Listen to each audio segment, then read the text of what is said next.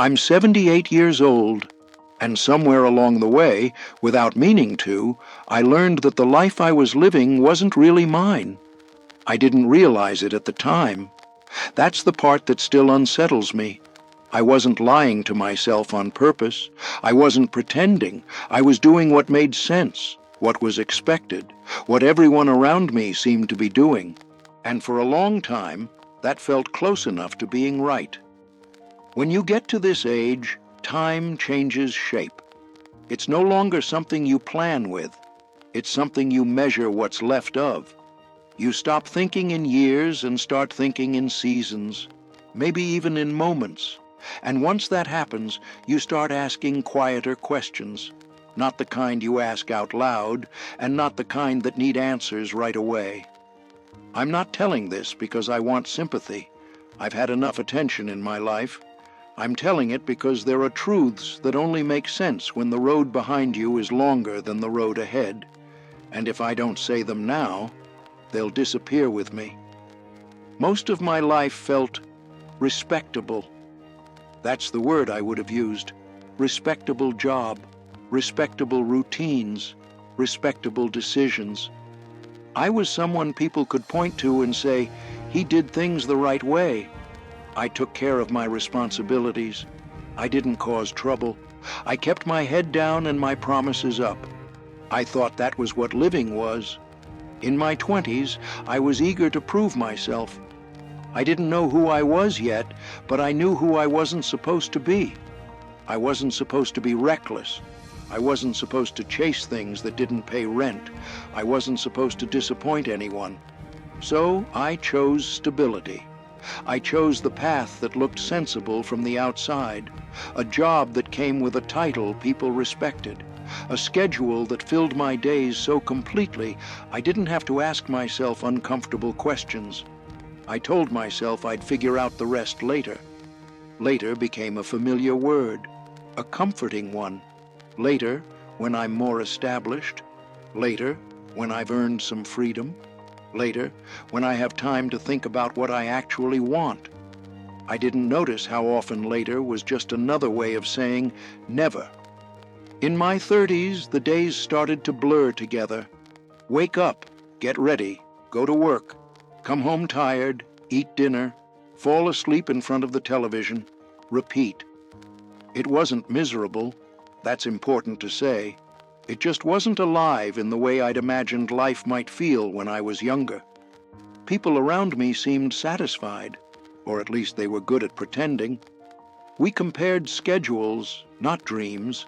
We talked about promotions, not meaning. And I learned how to speak that language fluently. I learned how to nod at the right times, how to laugh at the right jokes, how to agree without fully being there.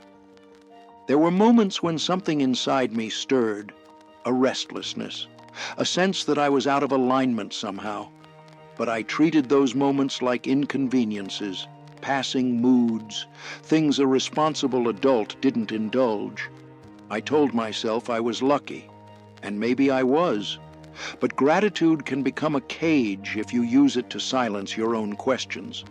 The cost of living someone else's life doesn't show up all at once. It shows up in small, forgettable ways. You stop noticing what excites you.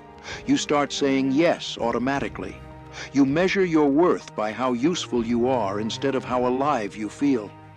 I missed chances to say no, not because I couldn't, but because I didn't want to explain myself. It was easier to comply, easier to fit the role I'd been handed than to admit it didn't fit quite right. In my 40s, I was tired in a way sleep didn't fix. I had built a life that functioned, but it didn't nourish me. Still, I kept going, because stopping would have meant admitting something was wrong, and I didn't know what I'd do with that admission. I told myself everyone feels this way eventually, that this was just adulthood, that passion was for the young and responsibility was for the rest of us. That belief stayed with me for a long time. Relationships slowly changed, not dramatically, quietly. I became reliable instead of present, predictable instead of curious. People knew what to expect from me, and I gave it to them. But there were parts of me I stopped sharing because they didn't seem relevant anymore. I postponed conversations. I assumed there would be time later to explain myself better, to be more honest, to show up differently. I thought the people who mattered would always be there, waiting for me to catch up to myself. That assumption didn't age well. The turning point wasn't loud. It never is. For me, it came with a loss I wasn't prepared for. Someone close to me died while I was still telling myself I'd talk to them properly soon, while I was still rehearsing what I'd say when things slowed down. They didn't slow down. They stopped. Standing there, I realized how many versions of myself they never knew, how many truths I'd kept tucked away because they didn't fit the life I was performing. I felt an ache that didn't ask to be fixed. It just asked to be felt. That's when it became clear. Not all at once, but clearly enough. I hadn't failed at life. I'd just never fully entered it. There are things you can't correct once you see them. You can't go back and choose differently. You can't reintroduce yourself to people who are gone. You can't live a life twice and compare the results. What's gone is gone. Now, at 78, I can see the shape of my life more honestly. I can see where it bent away from me, where I followed paths that were safe instead of true, where I confused approval with belonging. I don't say this with bitterness. Mostly, I say it with a quiet sadness and a kind of acceptance. I understand why I did what I did. I was trying to survive, to be decent, to be enough. But I wish I'd known that being enough for everyone else doesn't mean being enough for yourself. Old age has a way of stripping things down. The noise falls away. The expectations loosen their grip. What's left is simpler and heavier. You start to notice who calls without being prompted, who remembers you without reminders, and how much of yourself you ever allowed to be seen. Loneliness isn't always about being alone. Sometimes it's about realizing you were never fully present in your own life. If you're listening to this and you're younger than I am, I'm not here to give instructions. I wouldn't have listened anyway. I can only tell you what I wish I'd understood before time made the decision for me. Pay attention to the parts of you that feel quieted, the interests you explain away, the questions you postpone because they don't fit your schedule. Those are the parts that disappear first. Living someone else's life doesn't always look like misery. Often, it looks like success. It looks like being admired. It looks like being needed.